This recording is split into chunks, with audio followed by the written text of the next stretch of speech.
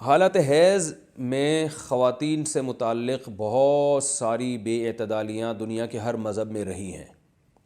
یہودی کیا کرتے تھے کہ حالت حیض میں عورت سے بالکل کنارہ کشی اختیار کر لیا کرتے تھے، اس کے قریب بھی نہ جانا، اور کھانا پینا بھی الگ اور جھوٹا بھی الگ۔ تو بعض مذاہب میں کوئی فرق ہی نہیں تھا کہ حالت حیض عورت پاکی کے ایام میں۔ تو جب اسلام دنیا میں آیا تو صحابہ کرام کو یقیناً یہ خیال پیدا ہوا کہ بھئی اب اسلام کے اس بارے میں کیا احکام ہیں کہ جب خواتین مینسز کی حالت میں ہوتی ہیں شادی شدہ، تو کیا ہم ان سے ہم بستری کر سکتے ہیں یا نہیں کر سکتے، کیا اس کے احکامات ہیں۔ تو اللہ نے صحابہ کے سوال کو اور پھر اپنے جواب کو قرآن مجید کا جز بنا کے نازل کر دیا۔ وَيَسْأَلُونَكَ، اور یہ لوگ آپ سے سوال کرتے ہیں عن المحیض، حیض کے بارے میں۔ تو حیض کے بارے میں سوال نہیں تھا، اصل میں سوال یہ تھا کہ حالت حیض میں زوجہ سے ہم بستری جائز ہے یا نہیں ہے۔ تو قرآن نے اس کی طرف اشارہ کر دیا۔ قل، اے نبی آپ ان سے کہہ دیجئے، ہوا اذن، اذن اصل میں تکلیف کو بھی کہتے ہیں، گندگی کو بھی کہتے ہیں۔ تو یہاں گندگی مراد ہے کہ وہ گندگی ہے۔ فَاعْتَزِلُوا النِّسَاءَ، لہذا عورتوں سے دور رہو، فی المحیض، حالت حیض میں۔ وَلَا تَقْرَبُوهُنَّ، اور ان کے قریب مت جاؤ، حَتَّى يَطْهُرْنَ، جب تک کہ یہ پاک نہ ہو جائیں۔ تو اس میں قرآن مجید نے جو لفظی ترجمہ ہے وہ قرآن کی آیتوں کا یہی ہے کہ ان سے کنارہ کشی اختیار کر لو، لیکن احادیث سے ہمیں پتہ چلتا ہے کہ یہاں کنارہ کشی اختیار کرنا یہ کنایہ ہے ہم بستری کرنے سے، یعنی ان سے ہم بستری کرنا تمہارے لیے جائز نہیں ہے۔ کنارہ کشی سے وہ جو یہودی کر لیا کرتے تھے وہ مراد نہیں ہے یہاں پہ، اور اس کی تفصیل احادیث میں۔ تو قرآن نے چونکہ صاف لفظوں میں جماع کا ہم بستری کا ذکر نہیں کیا تو صرف کنایوں سے کام لیا ہے قرآن مجید نے۔ فَاعْتَزِلُوا النِّسَاءَ، ان سے اعتزال کرو، یعنی دور رہو ان سے۔ دور رہنے کا مطلب صرف دور رہنے سے یہ مراد ہے، صحیح حدیث ہے، نبی صلی اللہ علیہ وسلم نے فرمایا اصنعوا کل شیء الا النکاح، حالت حیض میں اپنی زوجہ کے پاس تم جا سکتے ہو، سب کچھ کر سکتے ہو سوائے جماع کے۔ تو انٹرکورس جو اسے کہا جاتا ہے وہ حلال نہیں ہے۔ تو باقی نبی صلی اللہ علیہ وسلم نے فرمایا کہ ایسے کنارہ کشی کہ بالکل اس کا جھوٹا نہ پیو اور بالکل دور ہو جانا، اس کی اسلام میں اجازت نہیں ہے، اور نہ بستر الگ کرنے کی ضرورت ہے۔ تو یہ سارے قرآن کے کنائے ہیں۔ کنایہ کا مطلب ہوتا ہے کہ آپ صرف اشاروں میں بات کر رہے ہیں، صراحتاً بات نہیں کر رہے۔ تو میں اس میں نقطے کی بات بھی بتاؤں گا کنایہ کیوں ہے، کہ فَاعْتَزِلُوا النِّسَاءَ فِي الْمَحِيضِ، عورتوں سے حالت حیض میں دور رہو، وَلَا تَقْرَبُوهُنَّ، ان کے قریب مت جاؤ۔ تو یہ قریب جانا بھی اصل میں جماع اور ہم بستری سے کنایہ ہے، یعنی اشارہ ہے ہم بستری مت کرو۔ تو جماع کا صراحتاً ذکر نہیں کیا جا رہا، تو مراد وہی ہے، کنائے میں بات کی جا رہی ہے۔ ایک جگہ قرآن میں آتا ہے لا تقربوا الزنا، زنا کے قریب مت جاؤ۔ تو ممکن ہے کسی کو اشکال ہو کہ وہاں تو ہم یہ کہتے ہیں کہ زنا کے قریب بھی مت جاؤ، تو وہاں قریب نہ جانے سے ہم حقیقی معنی مراد لیتے ہیں کہ بھئی زنا ایسا کام کرنا جو زنا یعنی زنا تک لے کر جاتا ہے وہ بھی تمہارے لیے حرام ہے۔ تو وہاں تو یہ ترجمہ کرتے ہیں، تو یہاں بھی وہی ترجمہ ہونا چاہیے، ولا تقربوہن، ان عورتوں کے قریب بھی مت جاؤ۔ یا مطلب کیا ہے کہ اس گھر میں بھی نہ رہو، اس کمرے میں بھی نہ رہو جہاں تمہاری جو بیوی رہتی ہے جو مینسز کی حالت میں ہے۔ تو یاد رکھیں وہاں چونکہ زنا کا لفظ اللہ نے صراحتاً ذکر کر دیا، کنایہ کی اب ضرورت نہیں ہے، لہذا وہاں لا تقربو کا مطلب لا تقربو ہی ہے، یعنی قریب مت جاؤ۔ تو زنا کے قریب مت جاؤ یہ کنایہ نہیں ہے، اس کا مطلب صاف کہ زنا تو دور کی بات ہے، کوئی ایسا کام بھی نہیں کرنا جو زنا کے قریب لے کے جاتا ہے۔ لیکن یہاں اللہ نے ہم بستری کے لفظ کا صراحتاً ذکر نہیں کیا، لہذا جہاں ذکر نہیں ہوتا تو وہاں اشارتاً ذکر کیا جاتا ہے، اور اشارتاً جب ذکر کیا ہے تو یہاں لا تقربوہن، یہ قرب سے خاص قسم کا قرب مراد ہے، اس سے مطلق قرب مراد نہیں ہے کہ کسی کے بھی قریب چلے جاتے ہیں۔ تو یہاں خاص قسم کا قرب مراد ہے، وہ قرب یہی ہے کہ مکمل جمع کرنا حالت حیض میں، اس کی اجازت نہیں دی جا رہی، لیکن اللہ نے اس کو گول مول طریقے سے کنائے کے ذریعے ذکر کیا ہے۔ حتیٰ یطہرن، یہاں تک کہ وہ پاک ہو جائیں۔ تو یہ جو میں نے بتایا کہ حالت حیض میں نبی صلی اللہ علیہ وسلم سے صحیح احادیث سے ثابت ہے، اور اس پر پوری امت کا اجماع ہے، اتنی واضح احادیث ہیں بخاری اور مسلم کی اس بارے میں کہ حالت حیض میں آپ بیوی کے قریب جا سکتے ہیں، اور حیا کے خلاف مسئلہ ہے، لیکن اب ایک بات آ گئی تو میں بتا دوں کہ اس کی تفصیل فقہاء نے بیان کی ہے کہ جو ناف سے لے کر گھٹنوں تک جسم پہ کوئی کپڑا ڈال دیا جائے اور پھر باقی زوجین ایک دوسرے سے جو ہے وہ ریلیشن قائم کر سکتے ہیں باقی باڈی کے ذریعے، لیکن یہ کہ جو مکمل جمع ہے وہ حلال نہیں ہے۔ اور وہ سخت گناہ ہے۔ آگے اللہ نے ارشاد فرمایا فَإِذَا تَطَهَّرْنَا، پس جب وہ مکمل پاک ہو جائیں، فَأْتُوهُنَّ، تو پھر تم ان کے پاس آؤ۔ اب یہ بھی دیکھیں ان کے پاس آؤ یہ کنایا ہے جمع سے، یہ نہیں کہ آپ کی زوجہ جو ہے وہ جب حیض سے پاک ہوئی ہے تو آپ اب اس کے پاس جا کے چائے پی سکتے ہیں، وہاں بیٹھ کے کھانا کھا سکتے ہیں، یہ مراد نہیں ہے، یہ سب کنایا اور اشارتاً قرآن بات کر رہا ہے۔ فَأْتُوهُنَّ، تو ان کے پاس آؤ، یعنی مطلب ان سے تم جمع کر سکتے ہو، جمع کرو ان سے، من حیث امرکم اللہ، ایسے جیسے اللہ نے حکم دیا ہے۔ تو اس سے پتہ چلتا ہے کہ جمع کا ایک ناجائز اور حرام طریقہ بھی ہے اور ایک جائز طریقہ بھی ہے۔ تو قرآن بتا رہا ہے کہ جائز طریقے سے تم جمع کر سکتے ہو، ناجائز طریقے سے جمع نہیں کر سکتے۔ وہ جائز اور ناجائز کیا ہے وہ میں انشاءاللہ بتاتا ہوں۔ ان اللہ، بے شک اللہ تعالیٰ، یحب التوابین، توبہ کرنے والوں سے بھی محبت کرتا ہے، ویحب المتطہرین، اور تطہر جو ہے نا یاد رکھیں، دیکھیں یہاں دو لفظ استعمال ہوئے ہیں، ایک استعمال ہوا ہے طہورا یطہرو، حتیٰ یطہرنا، اس کا مطلب ہوتا ہے پاک ہو جانا، اور ایک ہوتا ہے تطہرنا، باب تکلف ہے، یعنی تھوڑا تکلف سے پاک ہونا، اہتمام کر کے۔ ایک پاک تو یہ ہے کہ بس چلو بھئی پاک ہو گئے، ایک ہے کہ بہت یعنی پاک صاف رہنے کی بڑی کوشش کرنا۔ تو جو صفائی پسند لوگ ہوتے ہیں نا، وہ جب تک صفائی کا خبط ان کے اوپر سوار نہیں ہو جاتا اور تکلف نہیں کرتے، اس وقت تک پاک صاف وہ رہتے نہیں ہیں۔ تو اس لیے اللہ تعالیٰ نے تکلف کے ساتھ طہارت کا حکم دیا۔ تو اسی وجہ سے بہت سے علماء کہتے ہیں کہ اس سے حالت حیض کے بعد غسل کرنا مراد ہے، کہ اگر عورت کے 10 دن سے پہلے حیض آنا ختم ہو جائے تو عورت پر پھر واجب ہو جاتا ہے کہ وہ باقاعدہ غسل کر کے اپنے آپ کو پاک صاف کرے۔ تو یہی مراد ہے اس سے۔ اللہ نے فرمایا فَإِذَا تَطَهَّرْنَا، جب وہ مکمل پاک ہو جائیں، فَأْتُوهُنَّ مِنْ حَيْثُ أَمَرَكُمُ اللَّهُ، تو پھر اس طرح آؤ ان کے پاس جیسے اللہ نے حکم دیا۔ بے شک اللہ تعالیٰ محبت کرتا ہے توابین، توبہ کرنے والوں سے، وَيُحِبُّ الْمُتَطَهِّرِينَ، اور خوب تکلف کے ساتھ پاک صاف رہنے والوں سے۔ تو توبہ اور تطہر کا تذکرہ کیا۔ توبہ روحانی طہارت کو کہتے ہیں، اور جو تطہر ہے وہ جسمانی طہارت کو کہتے ہیں۔ یعنی اسلام یہ چاہتا ہے کہ آپ روحانی طور پہ بھی پاک صاف رہیں اور جسمانی طور پہ بھی۔ روحانی پاکی کیا ہے کہ اگر آپ سے کوئی گناہ ہو جاتا ہے تو رو دھو کے اللہ کو منا کے راضی کر لیں، تاکہ دل جو گندا ہوا ہے وہ بھی صحیح ہو جائے۔ اور جسمانی پاکی یہی ہے کہ جسم پہ کوئی گندگی لگی ہے تو وہ پاک ہو جائے۔ تو اس میں اللہ نے حالت حیض میں عورت کو بھی حکم دیا کہ وہ بھی نہا دھو کے پاک ہو جائے جب حیض سے پاک ہوتی ہے، اور مرد کو بھی حکم دیا کہ حالت حیض میں تم گندگی کی حالت میں جماع مت کرو بیوی کے ساتھ، خون میں لت پت ہو جائے گا انسان، اور یہ گندگی ہے۔ تو اللہ تعالیٰ پاک صاف رہنے والوں کو پسند کرتے ہیں۔ تو جو حالت حیض میں بیوی سے جماع کرتا ہے اس کا مطلب وہ پاک صاف آدمی نہیں ہے، وہ گندگی کے وقت میں اس کے قریب جا رہا ہے، تو یہ بھی غلط ہے۔ اور اگر خدا نخواستہ کسی سے ایسا ہو گیا ہو تو اللہ نے توبہ کا حکم دیا کہ توبہ کر کے اللہ کو مناؤ، کیونکہ روحانی طور پر جو گندگی ہوئی ہے اس سے بھی تمہیں پاک رہنا ضروری ہے۔ تو اللہ کو اچھے لوگ، پاکیزہ لوگ پسند ہیں۔ تو حالت حیض کی آیتوں کے بعد اللہ نے یہ اس لیے حکم دیا تاکہ اس عمل کے دوران گندگی میں ملوث نہ ہونا پڑے۔ اور یہ حکمت بھی اللہ نے بیان کر دی کہ حالت حیض میں جماع سے ہم تمہیں اس لیے منع کر رہے ہیں کہ اللہ کو پاک صاف لوگ پسند ہیں، گندگی میں انوالو ہونے والے، ملوث ہونے والے لوگ اللہ کو پسند نہیں ہیں۔ میں پھر علمی نکات کے تحت انشاءاللہ اس کی مزید جو ہے وہ ڈیٹیل بیان کروں گا جب علمی نقطے بیان کروں گا میں۔ آگے اللہ نے ارشاد فرمایا نساؤکم حرث لکم، تمہاری عورتیں تمہارے لیے بمنزلہ کھیت کے ہیں۔ حرث عربی میں کھیت کو کہتے ہیں، تو بمنزلہ کھیت کے ہیں۔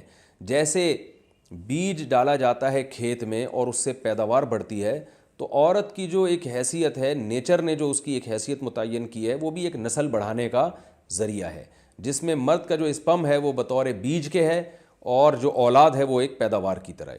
تو اللہ نے یہ یاد رکھیں، اس آیت کو نا بہت سارے غیر مسلموں نے عورت کے خلاف بہت نیگیٹیوٹی پھیلائی ہے کہ دیکھو اسلام عورت کی توہین کرتا ہے، اس کو کھیتی سے تعبیر کرتا ہے۔ تو کچھ لفظ کسی اور زبان میں جب وہ جاتے ہیں نا تو وہ توہین کا معنی دیتے ہیں۔ عربی میں جو حرث کا معنی ہے یہ تعظیم کے لیے ہے، توہین کے لیے نہیں ہے۔ اردو میں جو کھیتی کا معنی ہے وہ توہین کے لیے استعمال ہوتا ہے۔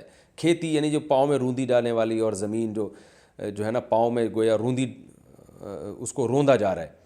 تو اس لیے اس کا اردو میں بالکل اسی طرح جو لوگ ترجمہ کر دیتے ہیں کہ عورتیں تمہاری کھیتیاں ہیں، تو یہ ترجمہ میرا خیال ہے اس لیے درست نہیں ہے کہ اردو میں اس کا مفہوم ہی چینج ہو جاتا ہے۔ یعنی گویا ایک عزت کے لیے جو لفظ اللہ نے استعمال کیا وہ ذلت کا ذریعہ بن جاتا ہے۔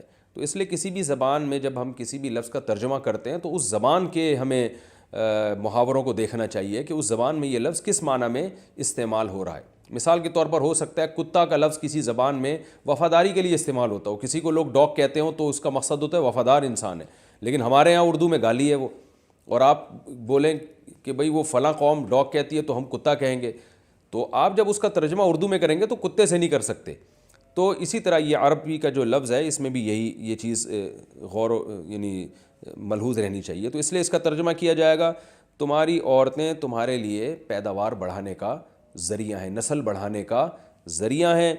فاتو حرثکم, تم اپنے اس نسل بڑھانے کے ذریعے کے پاس آؤ, انا شئتم جیسے چاہو, وقدموا لانفسکم, اور اپنے نفسوں کے لیے آگے بھیجو, یعنی اولاد کی نیت سے آیا کرو زوجہ کے پاس اور آخرت کے لیے انتظام کرو, یعنی اولاد پیدا کر کے جو تاکہ دنیا اور آخرت میں تمہارے لیے فیوچر میں تمہارے لیے کام آئے, دنیا بھی داخل ہے آخرت بھی داخل ہے.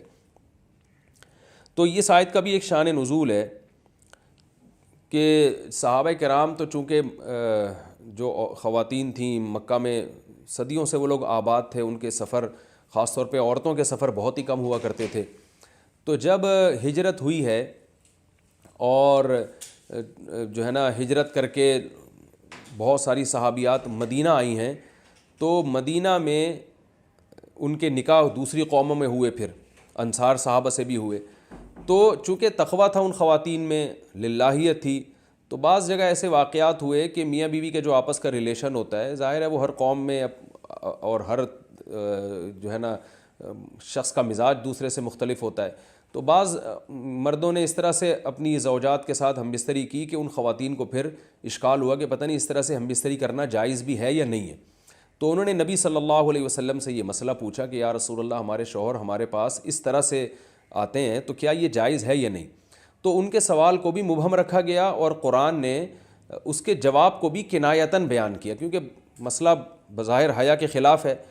تو قرآن جب بھی کوئی ایسی بات ہوتی ہے تو اشارتاً کنایتاً اس کا تذکرہ کر دیتا ہے تاکہ مسئلہ بھی واضح ہو جائے, کیونکہ ظاہر ہے اس کی ضرورت تو قیامت تک آنے والے انسانوں کو پڑ سکتی ہے نا. یہ تو ہر میاں بیوی کا اپنا ایک ذاتی مسئلہ ہوتا ہے کہ ہمیں کس طرح سے پرمیشن ہے, کس طرح سے پرمیشن نہیں ہے. تو اللہ تعالیٰ نے بھی اشارتاً ہی اس حکم کو قرآن میں بیان کر دیا, اور قرآن میں اس لیے بیان کیا کہ تاکہ اس میں کوئی اجتہادی اختلاف کی گنجائش نہ رہے. تو اللہ نے قرآن مجید میں بیان کیا, فرمایا نساؤکم حرث لکم, تمہاری جو ازواج ہیں, تمہاری جو بیویاں ہیں, وہ تمہارے لیے بمنزلہ کھیت ہیں. کھیت کا مطلب کیا ہوتا ہے؟ پیداوار بڑھانے کا ذریعہ. تو اس میں سب سے پہلا مسئلہ تو قرآن نے یہ بیان کر دیا کہ زوجہ سے جو ہم بستری ہے وہ صرف اسی راستے میں جائز ہے جس سے اولاد ہوتی ہے, کیونکہ عورت کو اللہ نے بنایا ہے نسل بڑھانے کے لیے. تو کوئی بھی ایسا ہم بستری کا طریقہ اختیار کرنا جو نسل بڑھانے کا ذریعہ نہ ہو, یعنی وہ نیچرل نہ ہو, تو وہ حرام ہے. تو اس میں اللہ نے یہ حکم دے دیا. تو اس سے صاف یعنی حدیث سے بھی پتہ چلتا ہے اور تمام فقہا کا اجماع بھی ہے اس آیت کی روشنی میں کہ مسئلہ تھوڑا حیا کے خلاف ہے, لیکن میرا خیال ہے بتانا ضروری ہے کہ پچھلے راستے سے عورت سے ہم بستری کرنا بالکل حرام ہے, ناجائز ہے. اور نبی صلی اللہ علیہ وسلم کی اس پہ بہت شدید لعنت ہے, بہت شدید وعید ہے. تو یہ بالکل اللیگل ہے اسلام میں کہ عورت کے پچھلے راستے سے اس سے ہم بستری کی جائے. جو لوگ لڑکوں سے بدفعلی کے عادی ہوتے ہیں ان کو یہ ایک چسکا لگ جاتا ہے, تو یہ حرام ہے, ناجائز ہے, کیونکہ اللہ نے بتا دیا کہ یہ تمہارے لیے بمنزلہ کھیت کے ہیں. تو اس میں قرآن نے وہ جو سوال تھا نا اس کی طرف اشارتاً جواب دے دیا, اور آگے فرمایا فاتو حرثکم, تم اپنے کھیت کے پاس آؤ, یعنی پیداوار بڑھانے کا جو ذریعہ ہے اس جگہ کی طرف آؤ, انا شئتم جیسے چاہو, یعنی باقی جس طرح سے تم چاہو زوجہ سے ہم بستری کر سکتے ہو, اس میں کوئی خاص طریقہ متعین نہیں ہے. میاں بیوی کا ایک دوسرے سے کوئی پردہ نہیں ہے. ہن لباس لکم وانتم لباس لہن, یہ دونوں ایک دوسرے کے لیے لباس ہیں.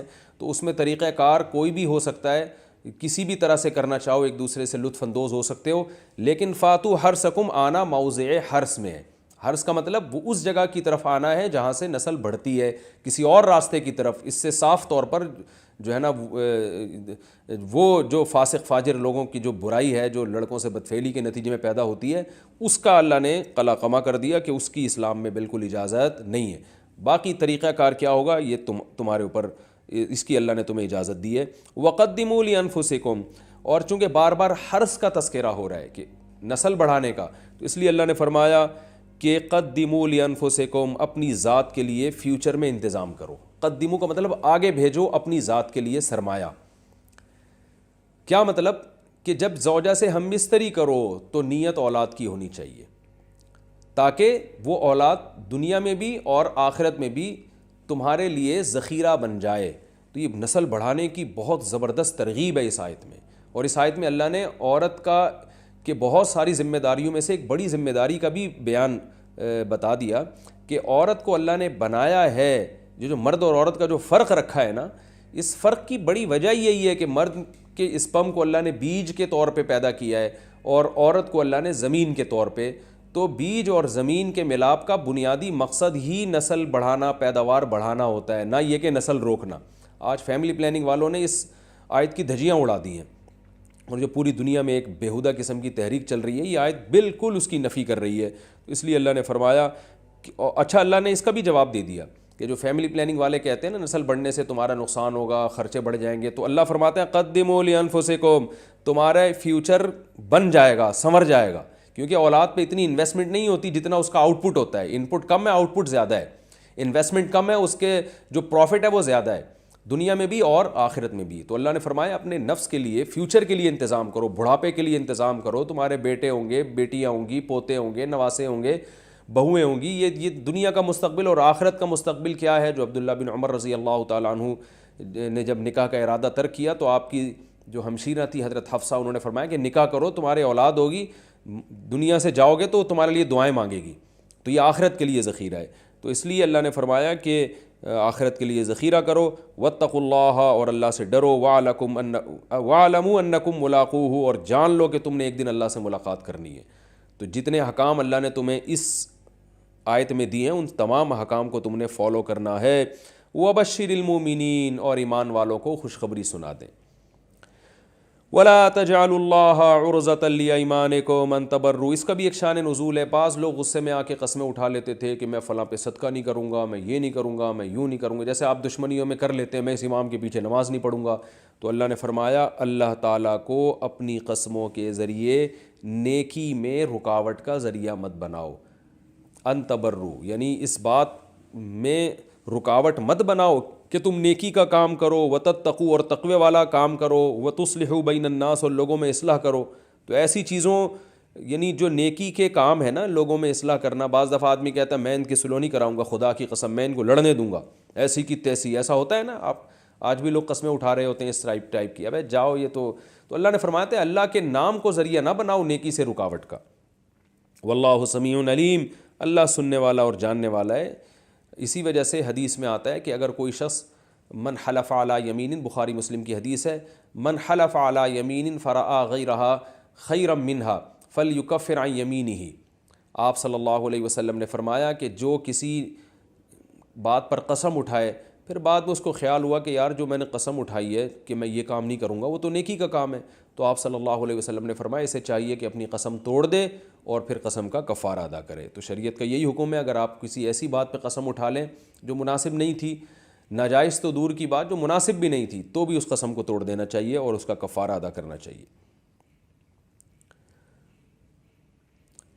تو اللہ نے فرمایا کہ ہاں لا یؤاخذکم اللہ باللغو فی ایمانکم. اب قسم کے بارے میں قاعدہ بیان کیا جا رہا ہے کہ اللہ تمہاری قسموں میں جو لغو قسمیں ہیں ان کے بارے میں تم سے مواخذہ نہیں کرے گا, تمہاری پکڑ نہیں ہوگی. جو لغو قسمیں ہوتی ہیں وہ کیا ہوتی ہیں ابھی بتاتا ہوں میں. وَلَٰكِن يُؤَاخِذُكُم بِمَا كَسَبَتْ قُلُوبُكُم, ان قسموں کا مواخذہ کرے گا جن کا تمہارا جو قسمیں تمہارے دل کماتے ہیں, کیونکہ اللہ معاف کرنے والا ہے اور برداشت کرنے والا ہے, حلیم ہے. اس آیت کی تفسیر میں فقہا کا اختلاف ہے, کیونکہ لغو یمین اور یمین منعقدہ کسے کہتے ہیں اس کی تفسیر میں اختلاف ہے. میں اس کی ڈیٹیل بتاتا ہوں. پہلی بات تو یہ ہے کہ یمین یعنی قسم کی دو قسمیں ہیں. ایک کو کہا جاتا ہے یمین لغو, جو قرآن نے ذکر کی کہ اللہ یمین میں جو لغو یمین ہے, لغو قسمیں, ان پہ اللہ کی طرف سے کوئی پکڑ نہیں ہے. اور دوسری قسم ہے جس میں آپ کا دل باقاعدہ ارادہ کرے, تو اس قسم کو کہا جاتا ہے یمین منعقدہ, یعنی منعقد ہونے والی یمین, یعنی وہ یمین جس پر اللہ کی طرف سے پکڑ ہوگی. تو دیگر فقہا کے نزدیک, امام شافعی، امام مالک اور امام احمد ابن حنبل کے نزدیک یمین لغو وہ یمین ہے جو آپ دل کے ارادے کے بغیر ویسے ہی محاورے کے طور پر قسمیں اٹھاتے رہتے ہیں. اللہ کی قسم میں نہیں تجھ سے بات کروں گا. لوگ کہہ رہے ہوتے ہیں بات بات پہ ابے بھائی اللہ کی قسم میں تو نہیں جاؤں گا وہاں پہ, اللہ کی قسم میں تو یوں نہیں کروں گا, اللہ کی قسم میں تو یوں نہیں کروں گا. تو یہ ویسے ہی جو محاورے کے طور پہ زبان سے قسمیں نکلتی ہیں, جمہور علماء کے نزدیک اس قسم کو یمین لغو کہا جاتا ہے, یعنی بیکار قسمیں. تو وہ کہتے ہیں جب تک باقاعدہ ارادہ نہیں کرے گا کہ میں باقاعدہ قسم سے یہ ارادہ کر رہا ہوں کہ یہ چیز میرے اوپر واجب ہو جائے, تو جب تک اس ارادے سے سوچ سمجھ کے قسم نہیں اٹھائے گا تو وہ قسم منعقد ہی نہیں ہوگی اور اس پہ کفارہ لازم نہیں ہوگا. مثال کے طور پر آپ کا دوست آپ کو بلا رہا تھا یار کل ناشتہ میرے ساتھ کرو, آپ نے کہا یار میں نہیں کروں گا, وہ کہہ رہا ہے ابے آ جا, کہہ رہا اللہ کی قسم نہیں آؤں گا میں, ایسے ہی کہہ دیا آپ نے باتوں باتوں میں. تو جمہور علماء کہتے ہیں اگر آپ نے کل ناشتہ نہیں کیا تو آپ پر کفارہ لازم, اگر آپ نے کل ناشتہ کر لیا تو قسم نہیں ٹوٹے گی آپ کی, کیونکہ یہ تو آپ نے ویسے ہی باتوں باتوں میں ایک بات کہہ دی تھی کہ اللہ کی قسم میں کل تو صبح آپ کے ساتھ ناشتہ نہیں کروں گا, ٹھیک ہے نا, آپ کا باقاعدہ پراپر ارادہ نہیں تھا, تو اس لیے اس پر کوئی کفارہ نہیں ہے, اللہ کی طرف سے کوئی پکڑ نہیں ہے. اور اگر آپ نے باقاعدہ ارادہ کر کے کہا کہ اللہ کی قسم میں کل آپ کے ساتھ ناشتہ نہیں کروں گا, اور آپ کی نیت ہے کہ تاکہ یہ قسم کی وجہ سے میرے اوپر یہ کام لازم ہو جائے, تو اب جب آپ کل جا کے ناشتہ کریں گے اس کے ساتھ تو قسم ٹوٹے گی, اس پہ اللہ کی طرف سے مواخذہ ہوگا, کیونکہ اللہ فرماتے ہیں اللہ ان قسموں کا مواخذہ کرے گا جن میں تمہارے دل باقاعدہ قسم کرتے ہیں, اس کا ارادہ کرتے ہیں. تو یہ جمہور کے نزدیک ہے. لیکن امام ابو حنیفہ رحمہ اللہ تعالیٰ کے نزدیک جو قسم ہے, اگر فیوچر پہ کسی بات پہ آپ نے قسم اٹھائی ہے تو آپ نے ارادہ کیا ہو یا نہیں ارادہ کیا ہو, دونوں صورتوں میں اگر آپ وہ کام نہیں کرتے تو قسم کا کفارہ آپ کو دینا پڑے گا, آپ پر لازم ہو جائے گا کہ آپ اس قسم کا کفارہ ادا کریں. اور ان کے نزدیک یمین لغو کہتے ہیں ماضی کی کسی بات پہ قسم اٹھانا. آپ سمجھے تھے کہ کل ایک کام ہوا ہے ماضی میں, لیکن آپ کا جھوٹ بولنے کا ارادہ نہیں تھا. لغو کا مطلب آپ کا ارادہ نہیں ہے جھوٹ بولنے کا, آپ سمجھ رہے ہو کہ ایسا ہوا ہے, آپ نے قسم اٹھا لی خدا کی قسم کل ایسا ہوا ہے, تو اس پر اللہ مواخذہ نہیں کرے گا, یعنی قیامت میں اللہ کی طرف سے پکڑ نہیں ہوگی, کیونکہ آپ نے جان بوجھ کر جھوٹی قسم نہیں اٹھائی. اور آگے فرمایا کہ وَلَٰكِن يُؤَاخِذُكُم بِمَا كَسَبَتْ قُلُوبُكُم, تمہارے دل جس قسم کا ارادہ کریں اس پہ اللہ قیامت کے دن پکڑے گا. کیا مطلب, آپ نے جان کر اگر جھوٹی قسم اٹھائی ہے, یہ یعنی امام ابو حنیفہ کے نزدیک اس پوری آیت سے ماضی کی قسمیں مراد ہیں, ماضی کی یعنی جھوٹی خبر دے رہے ہیں آپ قسم کے ذریعے. مثال کے طور پر کل یعنی آپ سے کسی نے پوچھا کہ بھائی کل جو ہے یہ کام ہوا ہے کہ نہیں ہوا, آپ نے قسم اٹھا کے کہا کہ خدا کی قسم نہیں ہوا. اب آپ کا جھوٹ بولنے کا ارادہ نہیں تھا, دل آپ کا اس قسم پہ جان بوجھ کر آپ نے یہ قسم کا ارادہ نہیں کیا, کیونکہ آپ یہ سمجھ رہے ہو کہ واقعی نہیں ہوا یہ کام, آپ نے کہا خدا کی قسم نہیں ہوا, بعد میں پتہ چلا تو ہوا ہے. تو اب اس پہ اللہ فرماتے ہیں گھبرانے کی ضرورت نہیں ہے, چونکہ آپ نے جھوٹی قسم جان کر نہیں اٹھائی ہے, لہذا اللہ آپ کو معاف کر دے گا. لیکن آپ نے اگر جھوٹی قسم اٹھائی اور جان کر اٹھائی ہے تو اس پہ اللہ آپ سے مواخذہ کرے گا. تو امام ابو حنیفہ کے نزدیک اس سے وہ قسمیں جن کا فیوچر سے تعلق ہے, اس آیت کا ان فیوچر والی قسموں سے کوئی تعلق ہی نہیں ہے, کیونکہ اس کے لیے دوسری آیتیں ہیں جو ہم پہلے پڑھ چکے ہیں جس میں اللہ نے کفارے کا تذکرہ کیا, وہ کفارہ بہرحال آپ کو دینا ہے.